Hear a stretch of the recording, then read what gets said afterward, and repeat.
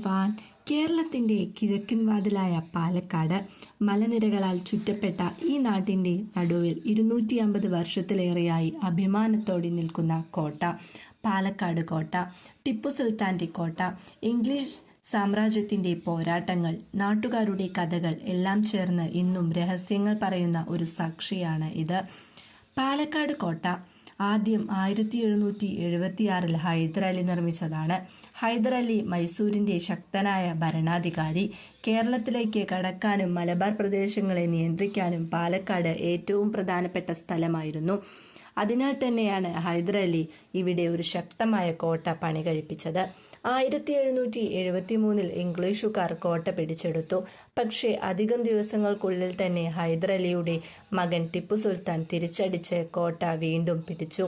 പിന്നീട് 1784 മംഗളൂർ ഉടമ്പടി പ്രകാരം കോട്ട വീണ്ടും ഇംഗ്ലീഷുകാരുടെ കയ്യിലെത്തി.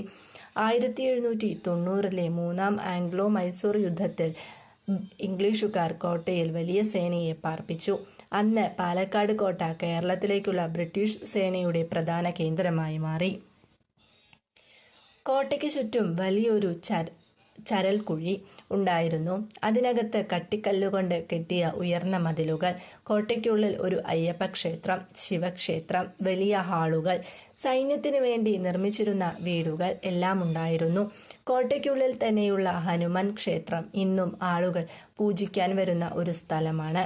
പഴയ കാലത്ത് കോട്ടയ്ക്കു താഴെ ഭൂഗർഭ വഴികൾ ഉണ്ടെന്നു നാട്ടുകാർ വിശ്വസിക്കുന്നു. യുദ്ധസമയത്ത് രാജാക്കന്മാരും സേനയെയും രക്ഷപ്പെടാൻ ഉപയോഗിച്ചിരുന്ന വഴികളാണവ. ചിലപ്പോൾ ആ വഴികൾ മലമ്പുഴയിലേക്കും മറ്റു പ്രദേശങ്ങളിലേക്കും പോയിരുന്നുവെന്നാണ് കഥ. എന്നാൽ ഇന്നുവരെ ആ വഴികൾ കണ്ടെത്താനായിട്ടില്ല. ഇന്നത്തെ പാലക്കാട് കോട്ട ആർക്കിയോളജിക്കൽ സർവേ ഓഫ് ഇന്ത്യ സംരക്ഷിക്കുന്ന ഒരു ചരിത്ര സ്മാരകമാണ്. വലിയ പച്ചപ്പുള്ള മൈതാനം, കോട്ടയുടെ മതിലുകൾ, പഴയ കുടിലുകൾ എല്ലാം ചരിത്രത്തിന്റെ ഓർമ്മകൾ പോലെ ഇന്നും നിലനിൽക്കുന്നു. നാട്ടുകാർക്കും സഞ്ചാരികൾക്കും ഇന്നും വിശ്രമിക്കാനും പഠിക്കാനും കാണാനും പ്രിയപ്പെട്ട സ്ഥലമാണ് ഇത്. ഹൈദരലി പണി കഴിപ്പിച്ച പാലക്കാട് കോട്ട ടിപ്പു സുൽത്താന്റെ വീര്യത്തിന്റെ കഥകളും ഇംഗ്ലീഷ് സാമ്രാജ്യത്തിന്റെ അധിനിവേശത്തിന്റെ ഓർമ്മകളും പറയുന്ന സാക്ഷി. പക്ഷേ കോട്ടയുടെ അടിയിൽ ഒളിഞ്ഞിരിക്കുന്ന ഭൂഗർഭ വഴികൾക്ക് പിന്നിലെ രഹസ്യം ഇന്നും പുറത്തു വന്നിട്ടില്ല. ഒരിക്കൽ അതും വെളിച്ചത്തെത്തുമോ?